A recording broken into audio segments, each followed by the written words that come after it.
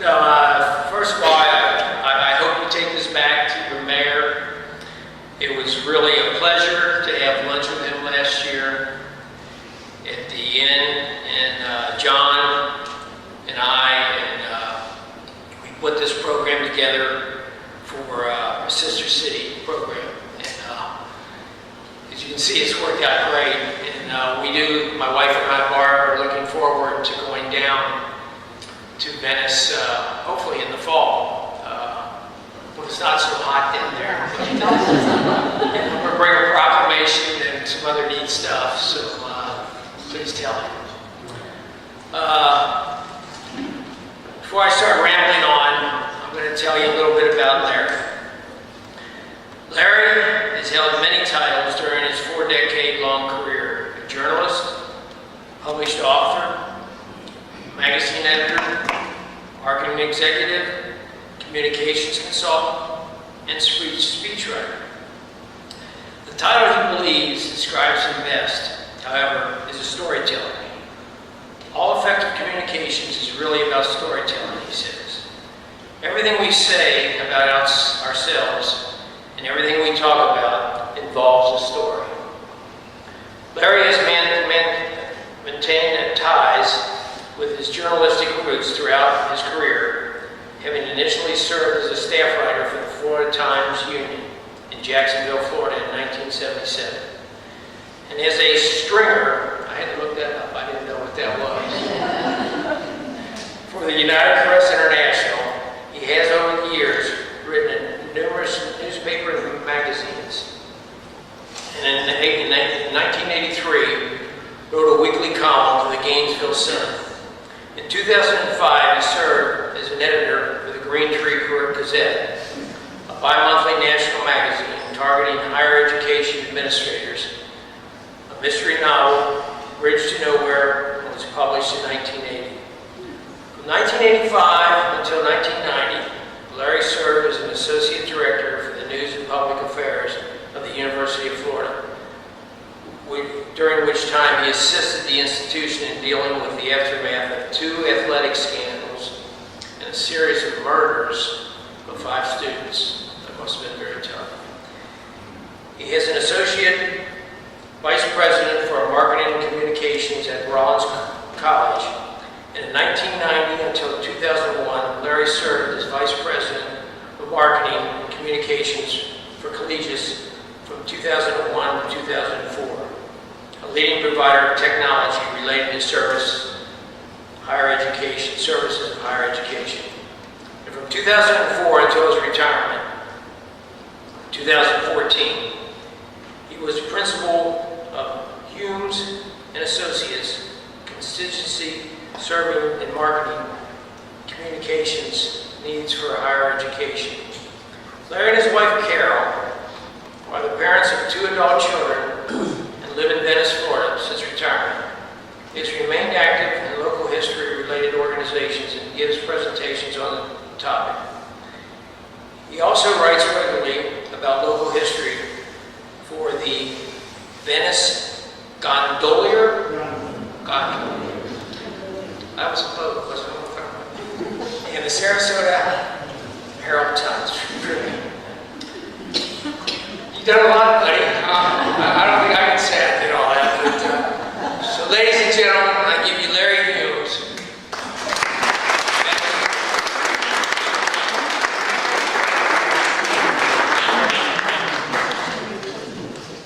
My father was alive. He was, I'll tell you that he respects and thanks you for that. My mother was sick. She was one time I was being introduced and I told the gentleman, just keep it brief. The less said, the better. It's exactly what he said. The less said, the better. Never said that.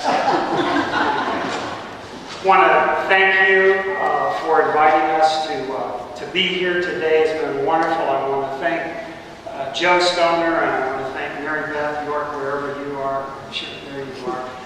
They gave us a wonderful tour of the city. We really enjoyed being here. And as your mayor, Dan, mentioned, our mayor, John Nolen, came back last year from visiting here. He was very excited. He said, we got to get this Association of Nolen Design Cities going. He said, I don't know what we're going to do, but we're going to do something. But I think it's a great idea, and we're looking forward to that. So thank you very much. This is not going to be a lecture. I want this to be a conversation, and I'd like to tell you a little bit about Venice. I'm going to run through some slides and tell you a little bit about how Venice came to be. But if you see something on the screen, on the slide, that you have a question about, feel free to raise your hand. We'll stop and talk about that a little bit.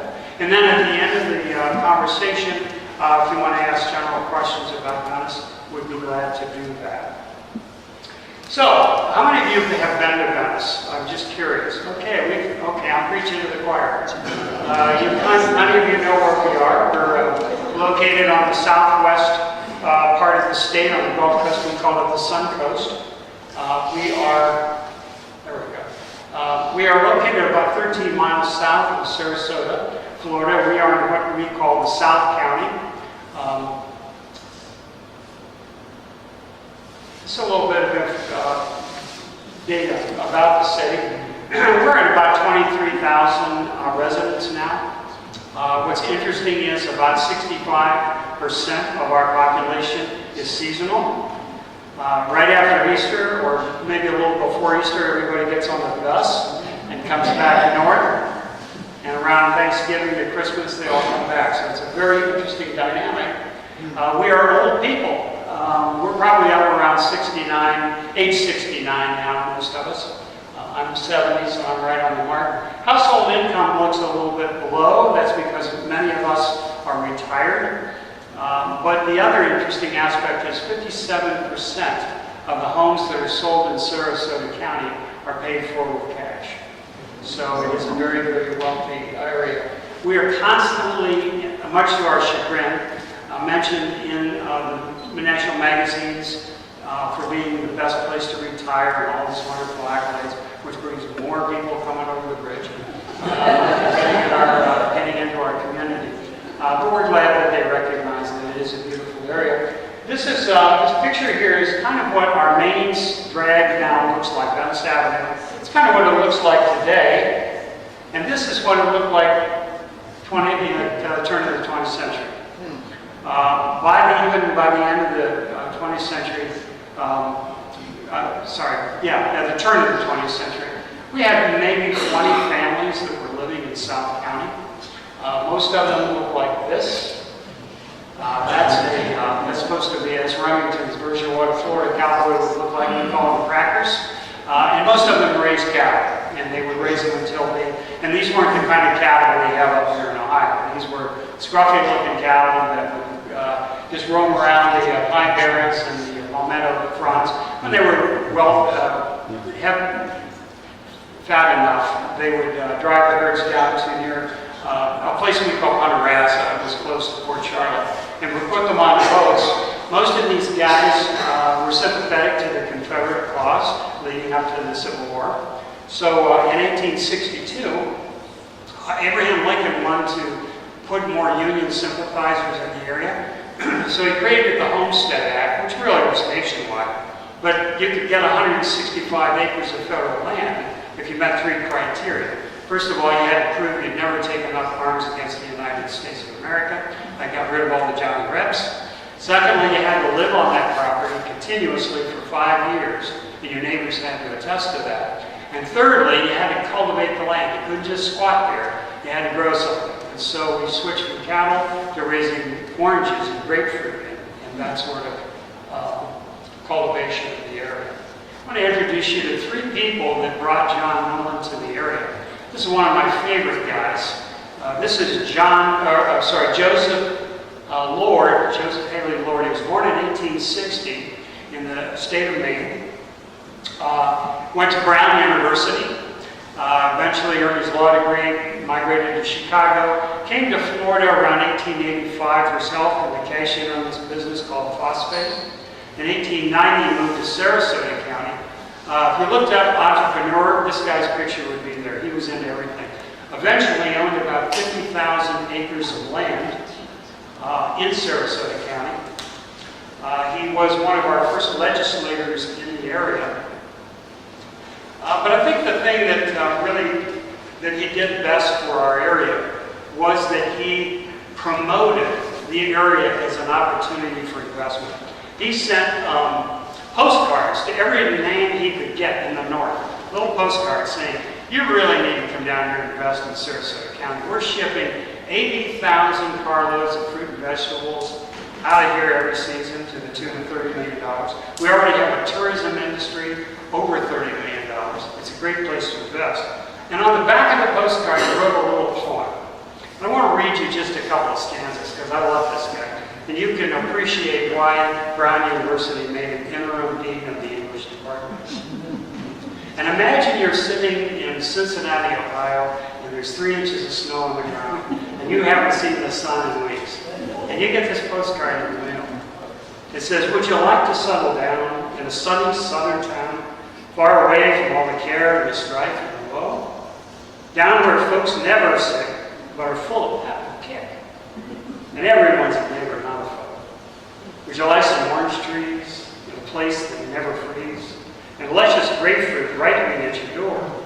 Down in nature's paradise, where there's never snow or ice, and the gentle breezes whisper evermore. If these things appeal to you, let me tell you what to do. Take a postcard and sit down and write to me. I have a booklet here for you, every word of which is true. And I'll send it to you absolutely free. Now's the time to make a hit, so you just pack up your kit and take advantage while the price is low. For in all the world today, there is just one place to stay. It is Sarasota, where you want to go. Can you imagine how many replies he got for that? I think the greatest thing he ever did for Sarasota County, he ran an advertisement in a Chicago newspaper, much to that tone. The ad was seen by a woman named Bertha Honore Palmer. Oh, that doesn't work. This works. Sorry. Technology could have challenged her. Bertha Honore Palmer. She saw the advertisement. She loaded up the family in a Pullman car, and she went to Sarasota, and the rest of this day is history. Bertha grew up just down the road in Louisville, Kentucky. She married a gentleman named Potter Palmer. It was a May-December marriage. She was 18, he was 42. You've heard of the Palmer House? That's the guy. In the Chicago fire, his fortune was destroyed. She went to another city, secured loans for him, got him started again. He was a good businessman. When he died, he left her $12 million. When she died, she left about $33 million. She was a smart lady. Anyway, she moved to the area. She ended up owning almost 100,000 acres of South Sarasota County. She owned the whole kit and caboodle. She fell in love with the area. We had a little town north of where Venice is today called Venice. And we got the name, of course, because there were lots of canals. It looks like it gave them the impression of Venice, Italy. But she liked that name and she wanted it. And the people of Venice said, we're not giving it up. So she went to her friend who was the Assistant Postmaster General of the United States and said, I'd like you to build me a post office in this little palmetto thicket down there, and what you call it, Venice. Well, they fought that battle for 7 years, but she won, and you're looking at the Venice, Florida post office. That's it. Pardon? No, well, it's Dave, but not that one. We've improved since then. Yeah, and gas. I think there was a livestock pen on the side, but I'm not sure about it. In 1915, Bertha and her family, she had 2 boys, Honore and Palmer Jr. She and her boys filed a plat for Venice, Florida, where it is basically today. And they hired a urban designer in New York City by the name of Charles Levitt to give them an estimate of what it would cost to build the city of Venice. Everything. Schools, churches, houses, businesses, so forth. Mr. Levitt came back with an estimate of what it would cost. They went into sticker shock and, excuse me, the plans, the estimate went on the shelf. They did nothing with it. So at that time, Bertha turned her attention to building this little place called Eagle Point. Now, Bertha was, of course, a good deal of wealth, and she had She loved the summer in a place in Sheridan, Wyoming called the Teepee. It was a wonderful place, and you had to know somebody to get in there. And they would hunt and fish and enjoy the summer weather of Montana. She thought I could replicate that here in Florida and create the same thing. So she created what she called Eagle Point.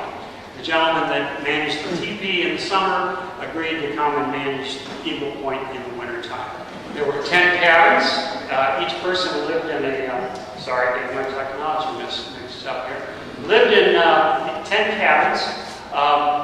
They were quartered. You had a typical bedroom, a bathroom, a little porch, living room, but no kitchen, because everybody ate in this building here. That was the clubhouse, and they would ring a dinner bell, and everybody would walk through the woods and have dinner together. This is Bertha, of course, here, one of her later pictures. Not good with my aim, there we go. One of my favorite stories is, and you could not walk in, of course, you had to be invited to be there. One of the guests was the curator of the Natural History Museum in Philadelphia, and he was having dinner with his friends and happened to mention that he had vacationed recently in Jamaica. And while he was in Jamaica, he had encountered a gentleman who was an author, a writer, and he was working on a novel, and that writer was very interested in his name and wanted to know if he could use his name for the protagonist of the novel he was writing. The gentleman said, I wouldn't have a problem with that at all, you could use it. So, did I mention the author? That would have been Ian Fleming. And the protagonist, that would have been Bond, James Bond. This is what the clubhouse, this is now a gated community, but these people have been wonderful. They're preservationists, they believe in what we do. And they restore, 10 of the buildings on the property are still historic. And that's what the clubhouse today looks like. They still use it for gatherings. It's a beautiful facility. I have to include this slide. This is my favorite part of Eagle Point. What you see behind you is the last remaining section of the Velvet Highway. Now, the businessmen in the early 20th century realized that if they were ever going to develop the Gulf Coast, like the Atlantic coast was developed, they had to have a transportation system. So they wanted to build a highway from Tampa to Miami. And every county along that route was responsible for building their section of the road. We call it today the Tamiami. Around 1914, Sarasota County floated a $240,000 bond. They built this highway. It's 9 feet wide with concrete curbs. Ran along the coast. It was beautiful, but it was 9 feet wide. And if you encountered somebody coming the other way, one of you had to pull off. You know, went past, stopped, got out, helped you push your car back back on the road. I ran across an article in a Sarasota paper, 1917. It said, the road is almost finished from Tampa to Sarasota. You can now drive in relative comfort in almost 3 hours. You can do it today in less than an hour. Anyway, thank you. The Palmers did nothing with the Venice property, and World War I came along, labor shortage, money was tight. They were practically giving away waterfront lots. This gentleman, Dr. Fred Albee, bought this 112-acre plot of land just north of Venice, what now is Nokomis. Used to be Venice, now it's called Nokomis. Their home, Point of Palms, is right here. This gentleman, interesting, he also grew up in Maine on a farm, and he used to help his grandfather graft branches of plants on other plants and watch them grow together. He thought that was cool. So when he went to Harvard Medical School, he thought, we should be able to do for humans what we do for plants. So he developed, as an orthopedic surgeon, a process by which he could graft bone onto bone. Never been done before. During World War I, thousands of our troops had limbs that were saved thanks to this process. He had a very successful practice in New York City, but he also loved it. He was a big developer. He loved to develop. I'm showing you 2 letters here. This is where John Nolen comes into the picture. Nolen also earned his graduate degree in landscape design from Harvard University. Both of them went to Harvard. I doubt they would have known each other at Harvard. More likely, Nolen by this time had quite a reputation He was also already building this little community in Ohio called Mariemont. He was working on another city in southern Florida called Clewiston, Florida. So he had quite a reputation by this time. Anyway, these are two letters that Fred wrote to John Nolen, and don't try to read them, but this one, it was written in August of 1924, and he says, John, you'll remember standing on the roof of my house, that was the one I pointed out, pointed Palms, and enjoying the beautiful bays around. And he said, I can't make up my mind whether to develop the property in the north or whether to develop this property I bought from the Palmers to the south, the Venice property. He had purchased from the Palmers all of the property that today makes up Venice. 1,486 acres basically is what he sold to them, or what he bought from them, for a price of about $187,000. This letter he wrote in July of the following year, about 6 months later, and he said, stop the press. I've sold all of that Venice property to a union called the Brotherhood of Locomotive Engineers. And they got deep pockets, and they want to build the city of Venice. By this time, Llewellyn was telling him, look, Fred, you got to practice. You don't need to be building cities. You got to get out of it. So he found the Brotherhood. They had $150 million assets that they wanted to invest in something, and they thought this was a capital idea. So they brought the property. And what he's telling John here is, I recommended to the Brotherhood that they keep you on to develop the Venice city of Venice. And before you talk to them, talk to me. I'm going to work with you, and we'll get you on board here. Well, they did, and the Brotherhood, in fact, kept them on board. This is a picture of John. He's in the back there getting a free ride, and that's him there. But they did work out the deal, and he went to work for the Brotherhood of Locomotive Engineers. Brotherhood is located in Cleveland, Ohio. Sorry, I got things mixed up. This is the design that John came up with for the city of Venice. Now, after our conversation, there is in the back of the room here some maps of Venice. When I looked at the map of Mariemont, I thought, oh my gosh, they're so similar. Look. If you see the Mariemont map, I mean, it's the concentric circles, right? Yeah. And the green space. Look at the belts. This was our community center. I toured your community center this morning, right? These are parks. That's Nolen Park. That's Prentice French Park. This road here, this is our main drag. That's Venice Avenue. Runs from up here near coastal all the way down to the Gulf of Mexico. And as I looked at where what is your road called? 7th Street. Yes. And I looked and I saw, well, there's the Miami Valley. So John was very interested, not in just how you walk in and out of the building, but what do you see when you walk out of the building? What's your view?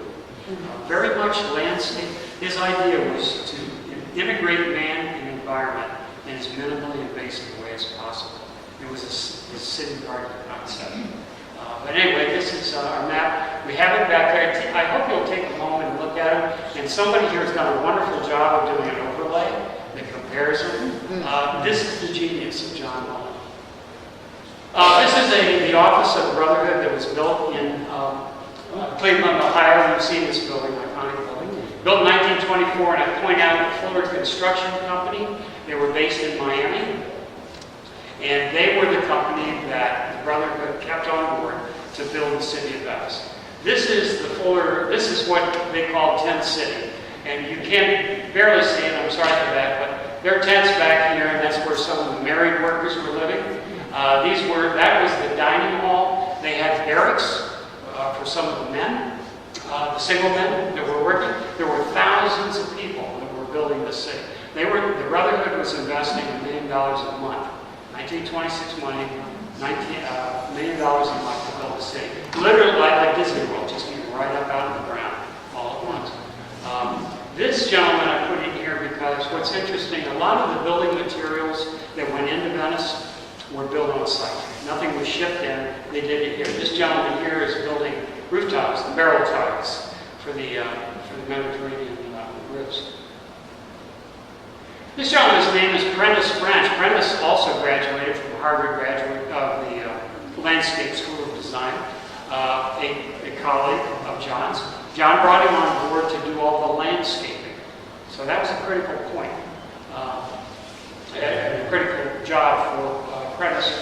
Interesting guy. His wife was, she was an architect. They had practice in both Sarasota and San Francisco throughout their lives. They have the house they lived in Venice is still there.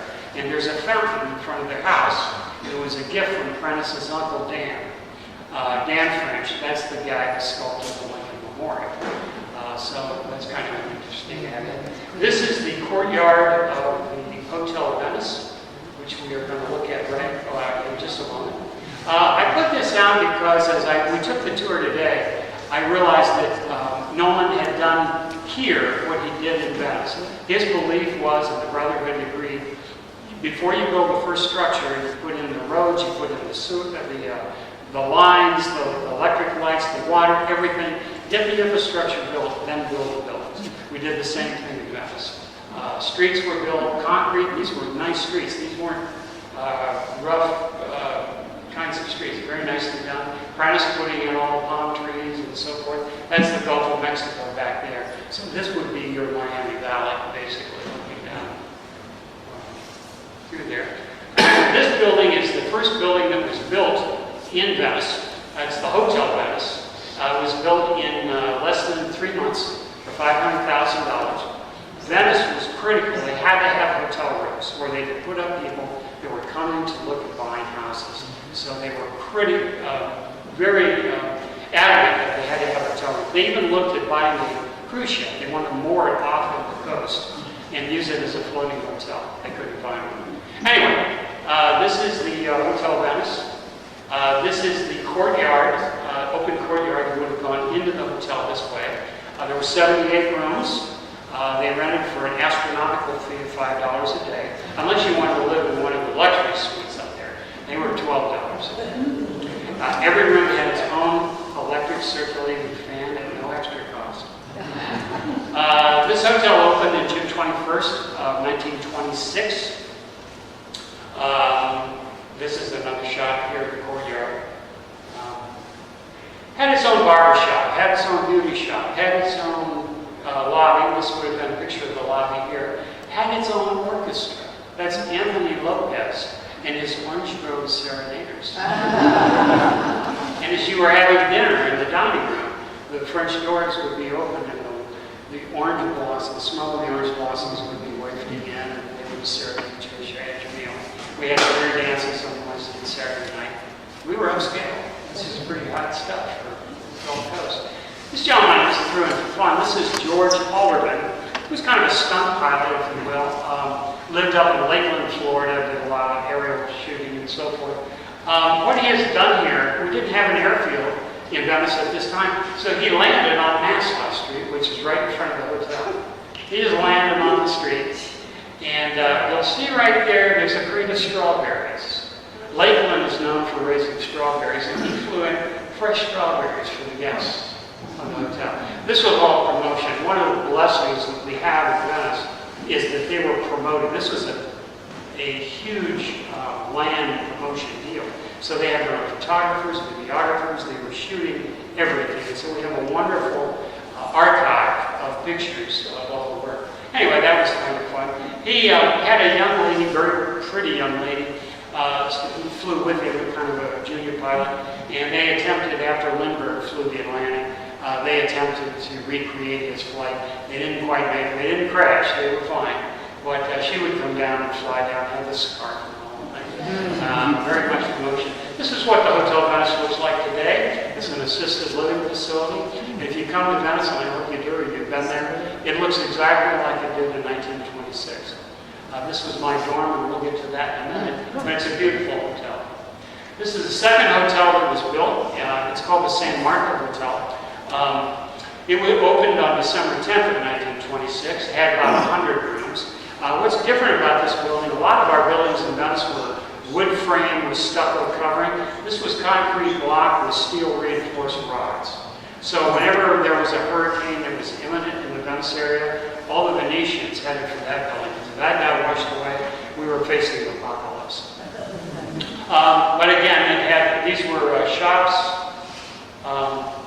Here on the first floor, and then the rooms were on the second and third floors. And that's what it would look like in 1926. This was a beautiful resort city. I mean, and keep in mind, this was 1926, about 3 years after Mariemont was under construction. Florida had gone through a boom. And then by this time, it was in a bust phase. Everybody was leaving Florida, get out. You've heard the old phrase, if you believe that, I guess, in waterfront property in Florida was cited. That's what was happening. Everybody was fleeing Florida. But the Brotherhood said, we are pouring so much money into this, and it's going to be such an elegant resort that we can't fail. We cannot fail. So they kept investing $1 million a month, even during the bust. But that's what the hotel would have looked like in 1926. That's what it looks like today. These are condominiums, offices on the first floor, resident condominiums on the second and third floors. This is the third and final hotel that was built. There were 4 that were planned. There was one, and I can show you on the map. He had planned to build a resort hotel right at the jetty where you go out to the Gulf of Mexico. If you think of the breakers, you've heard of the breakers in Palm Beach or something like that, it was going to be along that scale. That was going to be the grand one. But the Depression hit and it never got built. This was the third and last one. If that hotel looks familiar to you, it should. It's exactly the same design as the Hotel Venice. George Webb was the vice president working for the Brotherhood running this development. He said, I got to have another hotel. He said, how fast can you get some plans? And they said 3 or 4 months. He said, not good enough. They said, great, well, we'll just build the Hotel Venice. Same way. The only difference is the entrance, the courtyard is closed, not an open courtyard, and you'll see 2 flags on top of the towers. That's the only difference between the hotels. This is the interior shots of what the hotel looked like. And this is what the hotel looks like today. It ain't there. It fell into disrepair and eventually was torn down in 1963. Today it's the site of our post office. And our mayor, John Nolen, who has been leading an effort to get the post office to swap land, move off the island. And then we would replace this building with a replica of what the Parkview looked like, or something similar to that, a boutique hotel. I've included these photographs, panoramic photographs, because they're wonderful. Show you the downtown business district being developed. There's the Hotel Venice behind us, and there's the Parkview over there, to give you some reference. This was our first Venice Nokomis Bank. This was our first movie theater. These were storefront offices. This is looking east. And these were just some stores along the way. This is Venice Avenue, the main drag that I was telling you about. This is Miami Avenue back here. That would have been shot around 1927. There's another picture of that's the Nokomis Bank. And there's the Parkview Hotel back there. This is the Johnson Schoolcraft building. It's the first commercial building, that was built in Venice. This is a picture down here of the first island. It was a drugstore. You could get your malted milk there, you could get your cigars, you could get your drugs, a little bit of everything. The top floor was apartments. In the back was the Peninsular Telephone Company, which was the switchboard at the City of Venice. We had a very primitive police department, maybe 1 or 2 cops, and we had no radios then. So if you needed a policeman to come to your house, you called Betty at the switchboard. She had a red light on top of the building. She switched it on. Police chief came by and said, hey, what's going on, Betty? Well, the mayor, he's got a cat up the tree. You got to go help him out. That was our communication system. Oh, sorry. Here. And that's what the Johnson Schoolcraft building looks like today. We've made a real effort to try to keep the facades of our building looking very, very similar. And that's the Sanders building. It's just another one of the commercial buildings downtown. That's what it would look like in the early days. I think it was a tea room there. Today it's an ice cream shop. This is an interesting building. I just had an article in the paper about this complex. There were actually 4 buildings down the street. This was the green, and these built. It wasn't just the Brotherhood that was building. There were private investors that were saying, "There's money to be made in this town. It's going." This was like the gold mines, right? So this gentleman was Thomas Green, who lived in St. Petersburg. built this complex here. There were 10 apartments and hotel rooms on top. They called them the Hollywood Apartments. There were 5 shops back here, electrical shop, paint shop, so forth. But this is interesting. This was an arcade garage. So you could pull your Model T into the garage and have it serviced out of that Florida sun. And this is what it looks like today. We just had a gentleman from Guatemala, a businessman from Guatemala, that bought that whole block for $8 million. Scared me to death. I thought, that guy's going to tear it down. But we just did an interview with him a couple of weeks ago, and he's very much into historic preservation. He actually wants to restore it to its 1920s grandeur. So it's kind of interesting. Sorry. This is just one of the houses that was built in 1927. We call it the Jewel Box.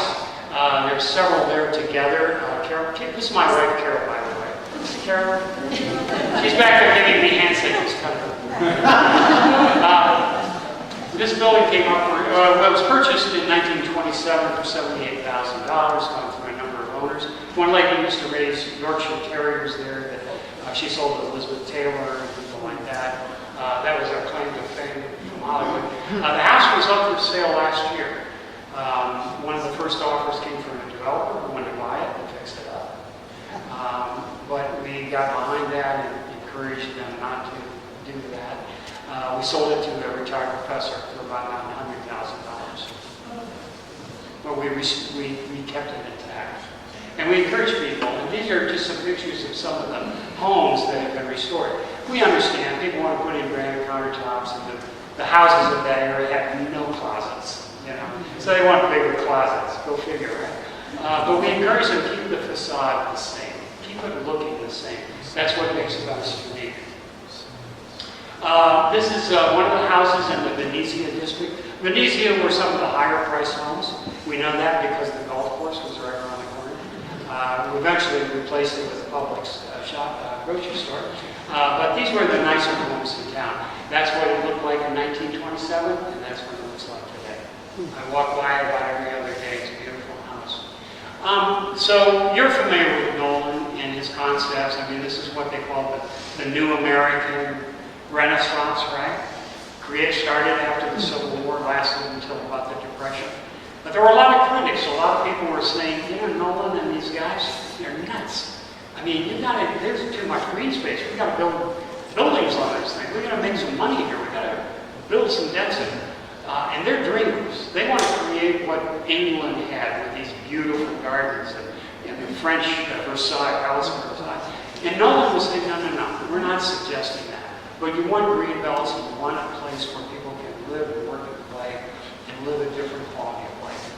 And we have 38 parks and 1,486 acres. We have 38 parks. The city maintains them for us. And I was delighted to see, as we took our tour today, you've got pocket parks, like we have pocket parks.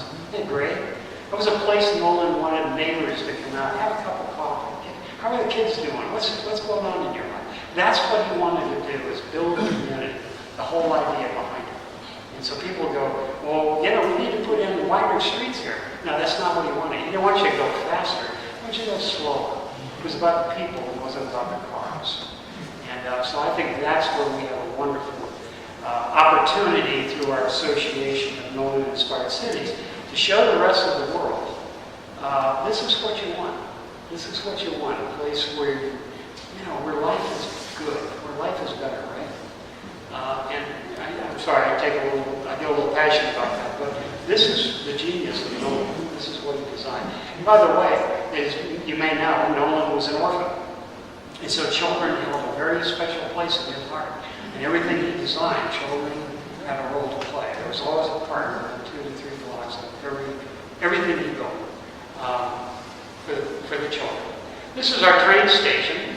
That's what it looked like in 1927. And when Nolen started designing the city of Venice, the train tracks came right through the city. And that wasn't a good thing. So the Brotherhood went to the Seaboard Airline Railroad and said, tell you what, if you'll move your tracks about 150 yards, we'll build you a new train depot. And he said, okay, that'd be great. So we built, Brotherhood built them back. This is what it looks like today. That was built in for about $44,000. This was renovated by Sarasota County about 10 years ago for a little over $4 million. So prices were up. But we have a wonderful museum in the train station and tell the history of the trains and also the circus, excuse me, which was located in Venice for a time. We'll talk about that in a minute.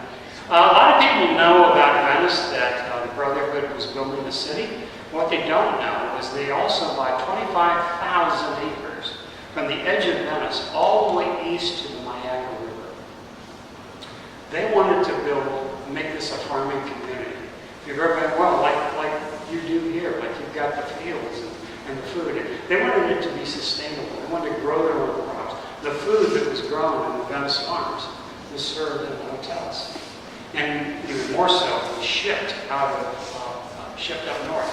That is the Manhattan Produce Building. It was built around 1928. Eventually, it was run by a company, Manhattan Produce, in New York City. And that is where they would bring the watermelons and the celery and all the things they were growing. They would store it there until they could be loaded on refrigerated cars. Refrigerated, they had blocks of ice 4 feet wide, and they drop it into a bin. That was the refrigeration. This was a demonstration dairy farm. They had dairy farm, poultry farm. All this was going on in 25,000 acres. It was amazing. All irrigated. This was a big development. Nolen knew that if this city was to succeed, it had to have workforce housing. There had to be a place where the nurses and the teachers and the policemen and the working people of the city where they could live.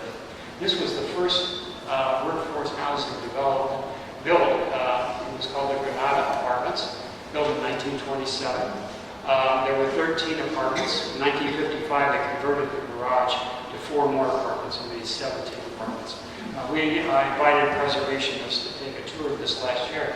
And they're really not apartments because you didn't know what apartments looked like then. So they're really mini casitas, is what they are. Concrete floors, wood over concrete. Every room has windows. It's like a whole house. But it's a beautiful courtyard. I took this picture for a story we ran in the newspaper. And it was so inviting. I just sat down and stood for half an hour, just meditated. It's a beautiful place. And it's still affordable housing today. Rent in this building goes between $400 and $700 a month. In Venice is amazing. People move in, they're carried out. Nobody leaves. You blame them. It's beautiful. This is our Triangle Inn building. It was a boarding house that was built in 1927. It is in the shape of a triangle because it fit the property line. The property was triangularly shaped. There were 4 rooms downstairs. Sorry, wrong technology. There we go. There were 4 rooms downstairs, 4 rooms upstairs. I'm going to get to it in a minute, but during the war years, we had an Army base you'll hear about in a second. Our military officers and their wives stayed in this building. Today, we had moved here in 1991. It's owned by the city of Venice. And the downstairs is our museum and archives for the city of Venice. Upstairs is the offices of the Venice Museum and Archives. And that is a city-owned entity. 1929. Depression comes along, the Brotherhood realizes they're not getting out of this alive. And so they blew up stakes and they abandoned the project. We don't know how much they lost, but it's estimated between $16 and $18 million were lost on the project. Venice became a ghost town. I tell people the best thing that ever happened to Venice was the Depression, because they didn't revise buildings, they didn't put up new buildings. They just walked away. They loaded up with valuables that couldn't in the car, put the kids in the back seat, they went up to live with grandma or whatever. Population of Venice went from 3,000 people in 1928 to 300 people in 1930. I've interviewed old timers who said they hunted rabbits on Venice Avenue. We couldn't turn on the electric lights, there was no money to do that. And so it went foul. The city went foul for a number of years. Until there were 3 saviors that came to the city of Venice that really helped them out. The first was the Kentucky Military Institute. The school was founded in 1845. Until its closing, it was the oldest private military school, high school in the country. and it stayed there until 1971. This was our winter quarters. Our main quarters, our main campus was outside of Louisville, Kentucky. And right after Christmas, we'd all go down on one train to Venice, and we would spend the winter months. And we would be there till Easter, and then we would go back to our Kentucky campus. But it was a wonderful place. I say that because I was a KMI cadet. That's me. 60s did nothing good to me. Where one of my classmates is here. Where are you, Dave? Over here. Oh, there he is. Dave Messing back here. Dave's a good buddy. Lives up here in Milford, Ohio, down today. Dave and I were first in our class, all very good. Right, Dave? The older we get, the more enhanced it gets. But that's the Hotel Venice behind us, or behind the marching troops, and we're marching around Camp Avenue. We had full dress parades every Sunday afternoon, which we hated. But there was nothing else to do in Venice. It was a pretty quiet town even then. And so thousands of people would come and watch us march up and down this same route. I used to think, of those people I would be better to do, and I'm one of them. The second savior was the Army Air Force. During World War II, the Army Air Force needed places where they could train pilots and weapons. And so they were anxious to find bases. Casperson Brothers sold some land on the south side of town, and the commissioned the Venice Army Air Force in 1942. We trained P-40 pilots, then P-47, P-49, eventually P-51 pilots. Madame Shanghai ship, her pilots came over, the Burma boys, they came over and trained there in Venice. And there were like 6,000 people on that base at any one time. So that was a huge, huge investment for Venice. And by the way, going back to KMI, in the early days when we came to town, we doubled the population. But they really always made us feel welcome. They always made us feel like we were loved. And these guys, they put a lot of money into it. And after the base closed, decommissioned in 1945, that's now a municipal airport, a lot of the servicemen came back and retired there because it was such a beautiful place. We just renourished the beach a couple of years ago, and we pumped sand from offshore onto the beach.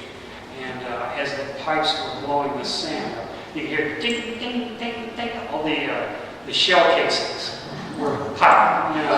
Because we had target practice out in the Gulf. The pilots would go out and dive and stray through these marks. And so there are thousands of shells out there. So if you want a shell, see me afterwards. And finally, the last savior of the city was the Ringling Brothers Barnum and Bailey Circus. They moved down from Sarasota to Venice, and they did their winter quarters in 1960, and they were there until 1991. Tremendous. They had an arena there, and they would entertain winter guests. They would do their practicing. They would do their rehearse their routines, and we would get to watch them do it in this arena. But I can remember as a cadet, and Dave, I'm sure you can too, with the open windows, we hear the lions and the tigers roaring at night. And we used to know the circus people. We have a trailer park there where they used to live. We knew them. They were really nice people. They stopped coming to Venice in 1991. The rail beds had become too fragile and unstable for the weight of the elephants and the animals in the rail cars, so they had to stop. I understand you are you're registered on the historic registry here. That's great. Nolen's design of the city, we had that added to the National Register in 2010, 7 years ago. That's a laborious process, as I know you all went through to get it done here. But nonetheless, you can't see it very well, but 2 years ago we put sign toppers on all of our signs so you would know you were in the Venice Historic District. This is what I call the good news, the bad news map. This is the historic district of Venice now. And you can't see it very well, but there's a lot of green dots there. There's over 100 green dots. That represents every structure dating back to 1926, 27. That's the good news. What you can't see very well is there's a lot of red dots mixed in with them. Those are buildings we've lost. And so our goal is to keep the red dots off that map and to retain what we have, the same as I know they're doing here.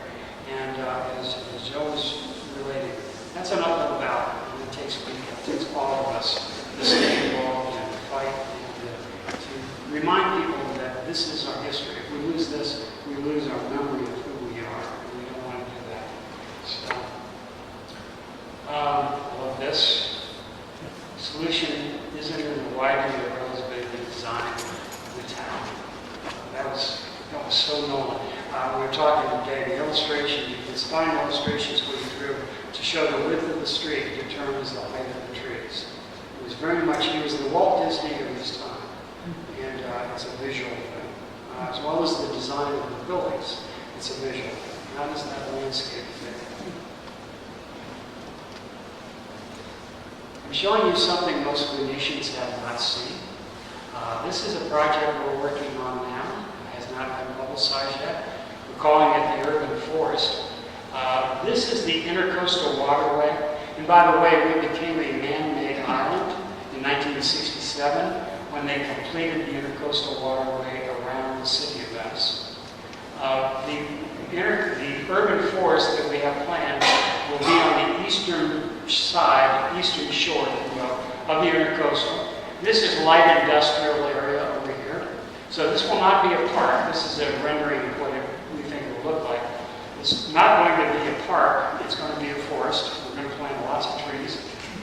But there's a bicycle path that runs right alongside of it. Carol and I ride our bikes along there pretty often. It's going to be beautiful. It's a coordinated effort between the city, the county, the state, and the federal government, and the Florida Department of Transportation. They're all on board with this. They think this is great. The reason I love this, and the reason I want to share this with you, this, I think, is what John Nolen would want. It's what I call Nolen 2.0. If John were here today, he would say, don't just enjoy what I designed 9 years ago. Let's keep building on it. Let's take the ideas that I put out before you 9 decades ago and continue to build on it, building those concepts into what you're doing. I think this fits very nicely. This is going to be our central park. When we get this done, that's going to be our central park. It's about 2 miles in length, by the way.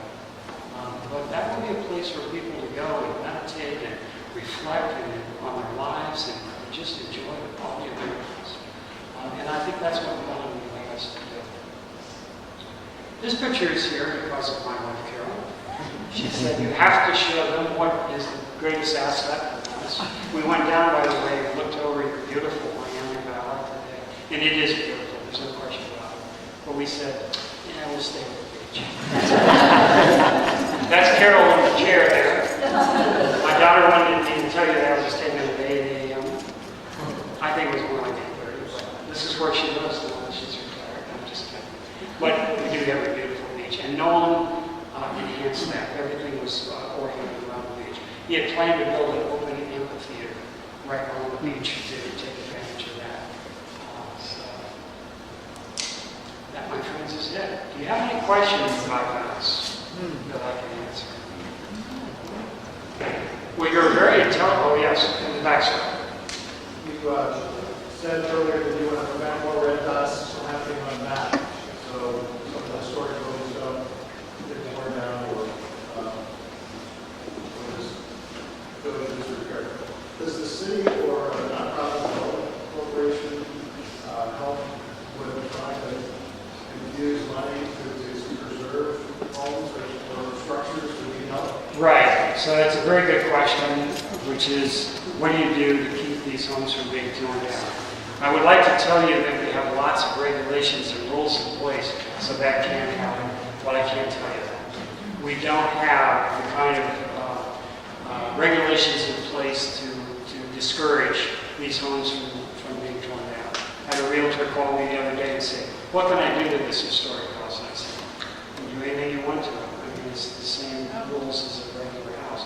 We encourage people to keep the facade the same.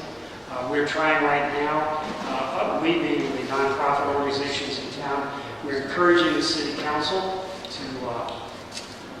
to pass any tax incentives so that if you improve the quality of the exterior of your house, we'll give you tax breaks for maybe up to 10 years.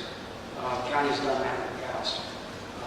So we're working on that, but it's very hard. And people that own historic homes get fearful that, oh, if I register this, I'm going to lose control of what I can do to the house. I'm going to have bureaucrats in here ruining my life. Well, that isn't the case. You can even register in the National Register and still have lots of leeway on what you can do with the house. So we're working on it. Yes. How about a plan? The post office went in after the hotel went down. It's an eyesore. Do we have a downtown plan that lays out your vision on how you want the downtown to look at building the Yeah, very good question. So the mayor is leading this charge to the post office. It seems amenable to moving their distribution center off the island. So we just have to figure out how we do that. Most likely we would find somebody like Best Western Mariemont or somebody to come in and invest in that project. In terms of comprehensive plan, that's a good, interesting question. We're revising our comprehensive plan right now, which we have to have. There's a lot of pushback, and people are saying, well, wait a minute. You want to have a multi-district or multi-zoning. You want to have people living in business areas, and what is that about? I said, well, that's this guy named John Nolen. That was his plan. You live above the store, and that creates community. So we're working through that. And that goes part of what our job is to educate the public about, why some of these things make sense. We want to protect the integrity of our neighborhoods, but at the same time, we want to continue to capitalize on those things that made them special 9 decades ago. Interesting point, I won't belabor it, but I used to write speeches for some of the Disney executives in Orlando, Florida. And one of the interesting things when Walt Disney was alive, he wanted to build a prototype community of tomorrow. But his idea was to build the Jetsons, right? And it became Epcot. They didn't know what, after he died, they didn't know how to implement his plan. So they were looking at the future, flying cars and all that sort of thing. Well, a few years ago when Michael Eisner was president of Disney, he said, let's take that off the shelf and readdress it and think about it. So he said, okay, let's build a prototype community of tomorrow. But instead of Jetsons, when they really started looking around, what they found was they wanted to go backward. We wanted to build what we enjoyed at the turn of the century. And so before we built the first building, they went to Franklin, Tennessee with their big wide porches with a lemonade and the zero lot lines and neighbors sharing. And we took pictures and said, that's what it's going to look like. And they went, yeah, people are moving in the droves. That's what people love. And that's what they love about us when they visit. We do marketing studies all the time. And we ask them, what do you love about us? We love the small town feel. We love the quaintness. We love just the essence. It reminds me of when I grew up. Well, it's Nolan's plan. That's what they love. The sense of community, coming together, sharing. I only have one question. Nina, can I possibly talk you into moving to Venice, Florida? Thank you for the wonderful things you and your husband did in this community as we walked around. And your architecture is different from ours. We're Mediterranean, we're Bible. But Nolan's fingerprint is on everything. I saw it as I walked around. I thought, this is Nolan. I can sense it here. Well, it's our pleasure. Thank you. Really. And thank you all for your hospitality. Yes.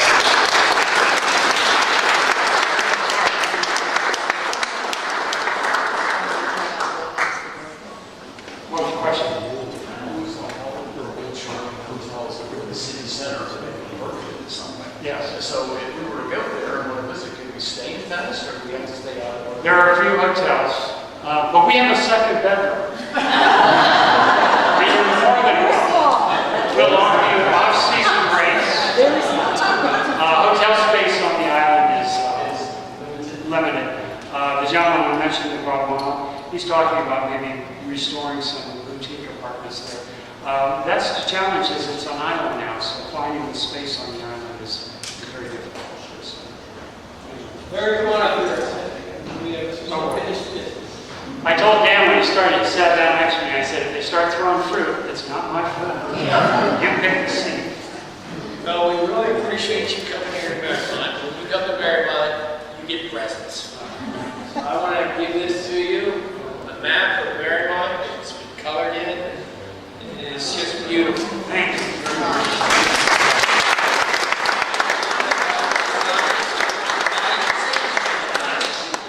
And also, think what that's going to bring on eBay. Thank you.